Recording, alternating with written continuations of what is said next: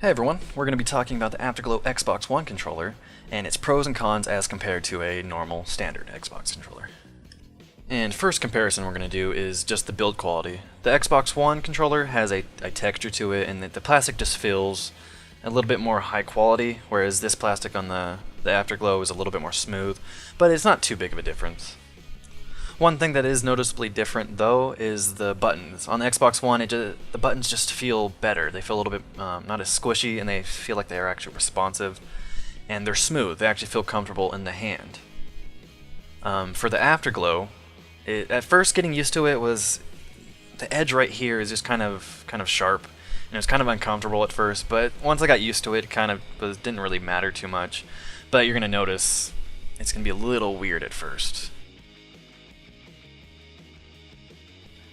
Now, the buttons feel a little bit cheap, but after all of that I've played with it, they seem responsive, so it doesn't seem too bad. But you will have to, again, get used to them at first.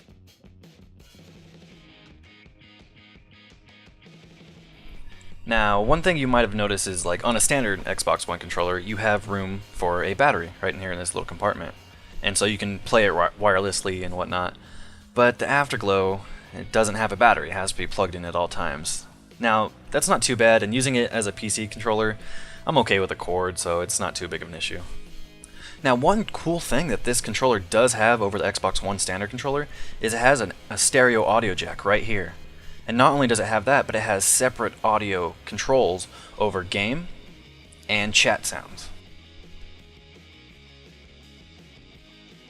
So that's pretty cool that you don't have to buy another adapter to, fit in your stereo headset.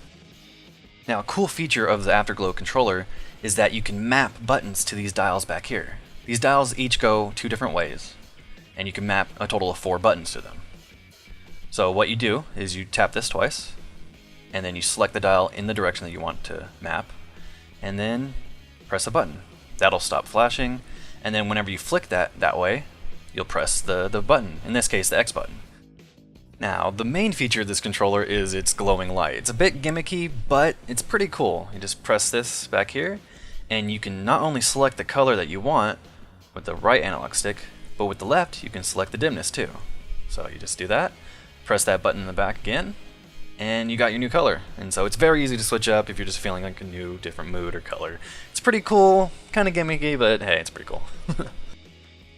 Okay, so in conclusion, the great things about this controller is that it has an audio jack that the old Xbox One controllers don't have, but the new ones do.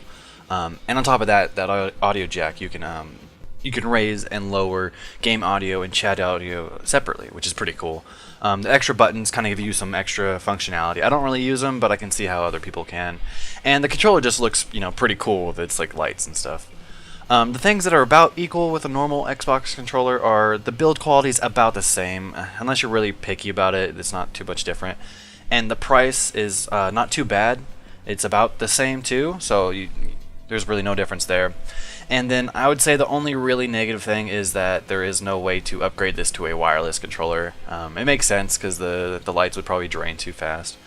But if you're looking for an extra second controller or just a controller for your PC, I think this would be a great choice. It comes with a cable. You can just plug it in, and it's very responsive. The buttons are kind of weird, but they respond, and that's the main part of it. So I'm happy with this controller, and I would recommend it to anybody who wants to buy one. Thank you for watching this review. If you would like to check out more of our stuff, be sure to check out the Low Level Boss channel, or subscribe.